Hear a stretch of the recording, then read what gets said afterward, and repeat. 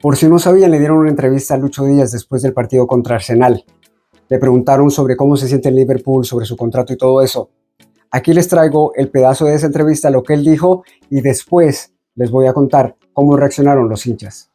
Sí, feliz. Yo desde el primer día en que llegué siempre he estado muy feliz, muy tranquilo, disfrutando siempre el fútbol que se juega aquí, más en este gran equipo, esta gran institución como lo es Liverpool. Entonces nada, ahí estaremos hablando, obviamente ya lo hablaremos y por mí me quedaría los años que fueran. Así que nada, depende también del club, de todo, de todo. Entonces son detalles que arreglan por aparte. Así que nada, muy tranquilo.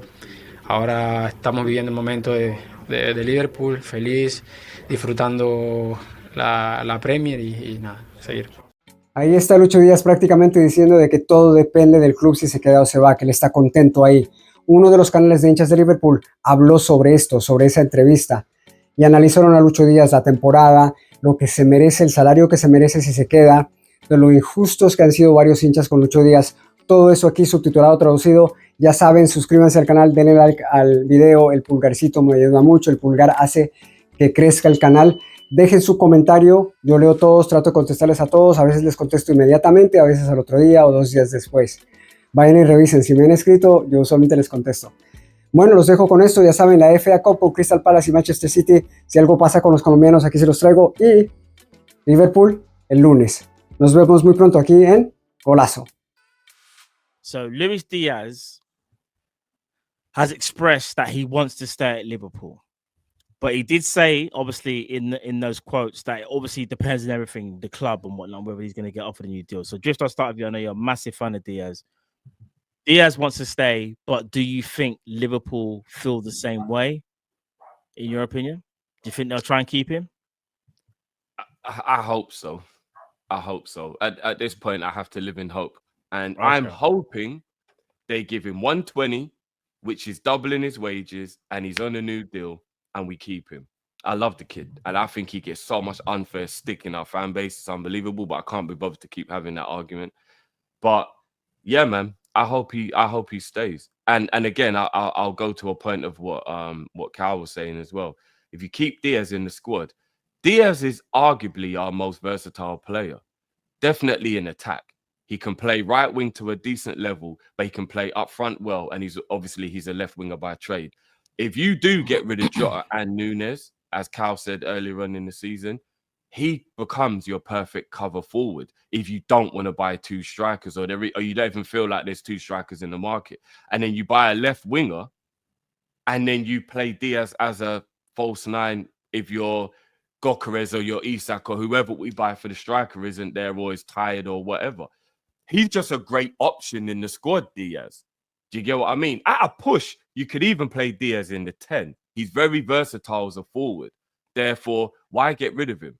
And I do believe that Diaz is one of those players that say you don't know what you've got until it's gone. And I also think a lot of the people who have a go at Diaz in our fan base, if he did what he did for Liverpool, but he did for someone else, people will be twerking for him.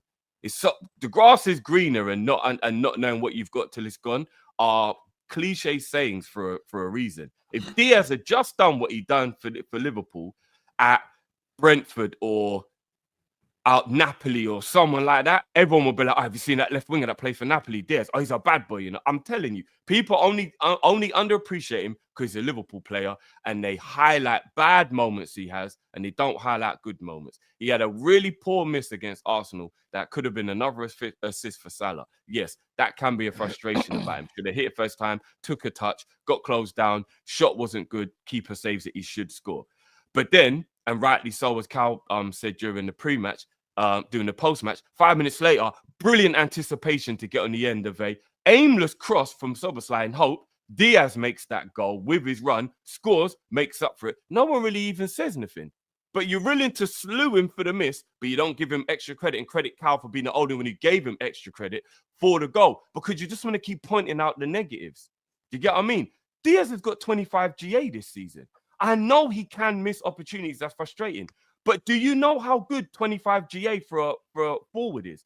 who's playing in a team where another forward got 25 GA and one of the other forwards is nearly on 50 GA. Diaz has been our second best attacker this season. Yeah, he has. Yeah, statistically, him and Gakpo are exactly the same statistically. He's been better than Gakpo this season. I think since Gakpo came back for the injury, I think Diaz has been better. So, Cal, let me ask you then. So do you offer Diaz a new deal, Cal, or would you potentially cash on him? Because right now his value is probably at its highest. I'd probably give him a new deal, man. And again, I hold my hands up. I flip-flopped on this because if you'd asked me this a couple months ago, I'd have probably said I'd sell Diaz. But because I think Jota and Nunes have to be moved on as a priority, and obviously Chiesa's gone anyway, I think we have to keep Diaz because there's no way we're getting in 3 attackers in the summer, in my opinion. 2's pushing it, but 3's an absolute no-no.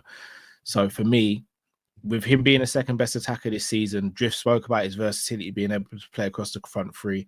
Again, you know my thoughts on Diaz. I want him to be a forward now, as a false 9/striker now.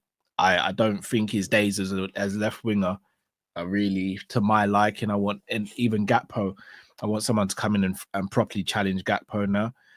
But if we were to go out and get a new striker in the summer, which I hope we are, I think it takes pressure off that new striker if we've got Diaz there who can play that role. Diaz is a purple patch player, but when he's in this purple patch, he's very, very difficult to deal with. Luis Díaz has every right to feel aggrieved if he's on a reported 55 grand a week. I can't even lie to you. He's probably thinking to himself, like, Liverpool actually taking the piss. He's been in his contract for so long. At the time when he signed it, he was on 19 grand a week at Porto. So he felt like he'd hit the lottery because. But he should have got a renewal. If we're being real, though, he should have. Yeah, he should have been off. Do you know what probably stopped it though? Would have been the year out with the injury in it. That's what would have stopped him getting a new deal. Would have been that year he spent injured. But yeah, no, I agree, Matt. I think that we have to give him a pay rise. He deserves to be on at least 120. At least 120. I'd say Diaz should. If we're talking about, all right, Jiff, you think he's the best left winger in the Premier League, right? Yeah, I do. Carl, you think Diaz is what, top 3? Where do you rank him in the Premier? Top 3.